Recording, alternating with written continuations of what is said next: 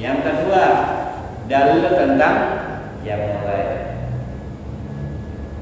Dulu ada 3 orang sahabat datang menemui Siti Aisyah.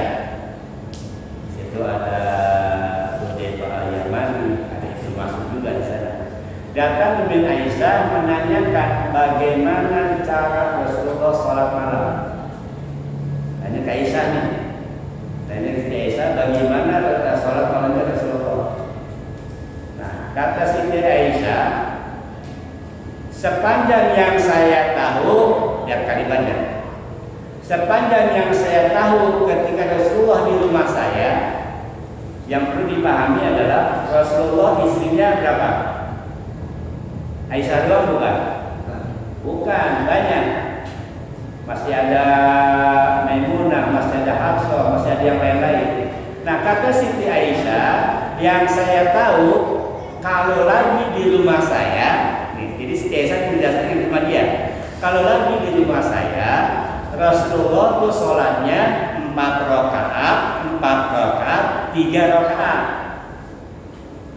Biasa nih, 4, 3. Berapa tuh berarti? 11.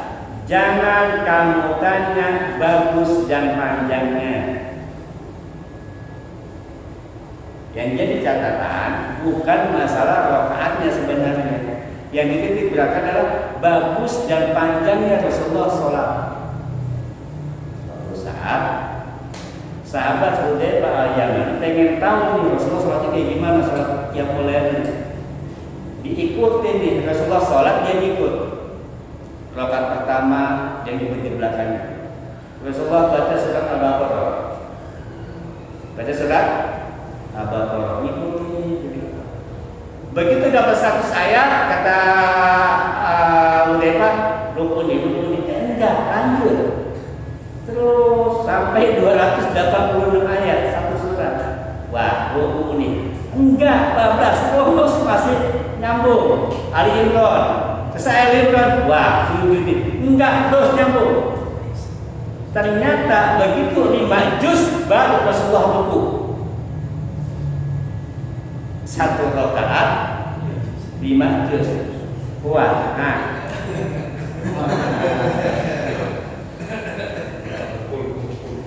Makanya kata Siti Aisyah, kalau rakaatnya 11, tapi jangan duduk rakaatnya. Lihat bagaimana bagus dan panjangnya.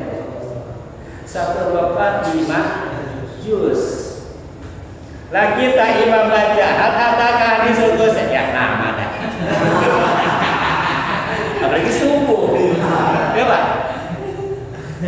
Wah, selalu keluar aja cepat lagi kita ya Allah ya itu. Nah, bahkan Rasulullah itu kenapa sampai mampu anaknya Rasulullah ini kata-kata Hudzaifah ya, kesaksian itu. Rasulullah itu bacanya sangat enak. Memang suara Rasulullah menurut sekarang. Kalau Rasulullah lagi baca ayat-ayat tentang surga itu bawahnya pengen cepat-cepat ke surga. Kalau lagi baca ayat tentang neraka itu luar biasa. Kalau lagi baca tentang nikmat-nikmat Allah, luar biasa senang. Itu sakna betul. Enak bagaimana Rasulullah membaca ayat-ayat tenang, membawa damai. 5 juz baru dapat 1 rakaat.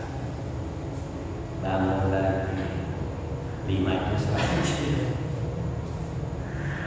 Wajar pantas Rasulullah sholatnya kakinya sampai bawah. Nah, kita mau keluar jauh lah, ya. Itu luar biasanya sholat Rasulullah. Makanya sejak itu kata sahabat Rasulullah, Allah apa itu lagi. Kagak ada nyambung, nggak ada yang. Rasulullah ketika berdoa rakaat istirahat, baca doa Allah innaka afuwwun tuhibbul afwa.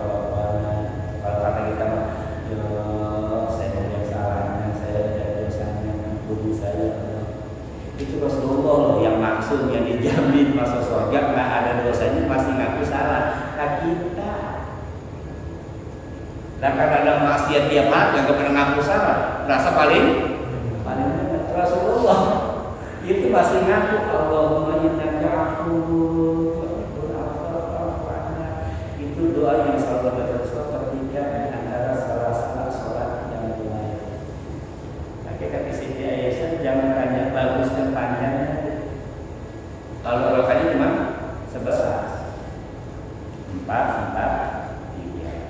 Jadi kalau ada orang yang sholatnya 11 rakaat 4-4-3 situ.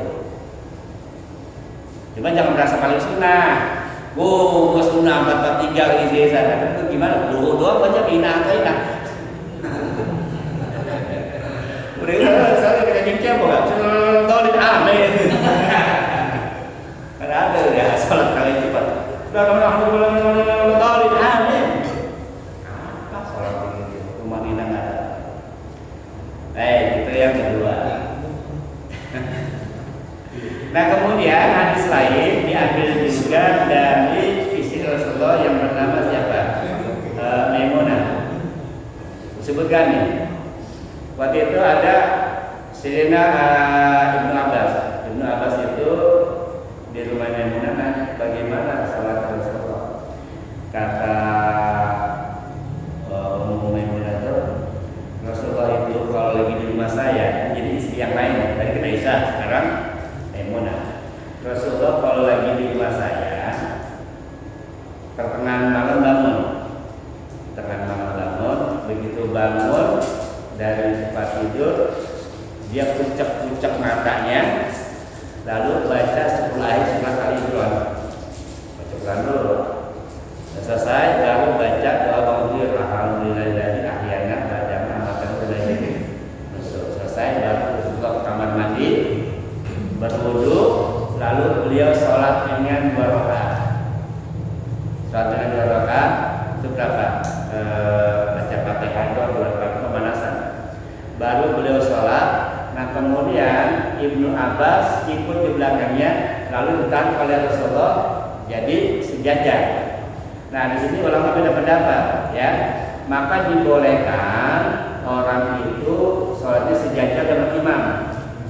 Antara makmum dan imam boleh sejajar berdasarkan hadis tadi. Ibnu Abbas ditarik oleh Rasulullah dia sejajar. Nah ulama berpendapat itu boleh selagi makmum bisa menempatkan diri bahwa dia adalah makmum bukan imam. Karena yang namanya makmum itu harus ikutin imam. Yang bagusnya agak ada sedikit jarak. Yang pertama, yang kedua kalau anak-anak memang harus ada di sampingnya orang tua. Kan Ibnu Abbas masih kecil waktu itu. Ibnu Abbas masih kecil. Nah jadi ulama berpendapat dibolehkan sholat itu kalau lagi berdua nih imam sejajar dengan makmum. Tapi nggak harus. Jangan juga hanya berpatokan pada itu. Ketika ada orang sholatnya agak ada selisih jarak antara imam dan makmum bisa lain, itu pun salah. Yang nggak boleh itu kalau makmum di depan imam. Kalau sejajar masih boleh. Nggak mentang-mentang yang jadi imam anak kita atau bawa kita buat di depan juga nggak bisa, tetap imam di depan. Jadi sekali lagi buat teman-teman yang memang ada sholat yang sejajar dan imam itu dibolehkan berdasarkan hadis tadi. Cuman kalau bisa ada jarak antara imam walaupun cuma sebatas apa ya? Dengan tapak kaki ada sedikit jarak seginilah, gitu kan? Ada perbedaan antara makmum dan imam. Nah, di situ disebutkan sholatnya berapa? 2 rakaat. Jadi berdasarkan hadis Siti Aisyah 443, berdasarkan hadis Maimunah 2 rakaat, bangun 2 rakaat, bangun 2 rakaat, bangun 2 rakaat, bangun, kemudian terakhir 1 rakaat, sama 11 juga. Cuma jangan ditanya bagaimana bagus dan panjang. Nah, para ulama bijak dalam menetapkan sholat. Nah kita nggak bakal bisa sebagus Rasulullah. Boleh nggak? Boleh, gitu kan? Cuma kalau bisa, kalau kita nggak kuat dengan cara Rasulullah sholat, perbanyaklah rakaatnya. Yang perlu kita pahami di dalam sholat itu bukan cuma sekedar sholat, tapi ada pahala membaca Al-Quran. Apalagi bulan Ramadan itu ada bulan Quran. Jadi sholat kita itu tidak semata-mata sholat, tapi kita dapat pahala membaca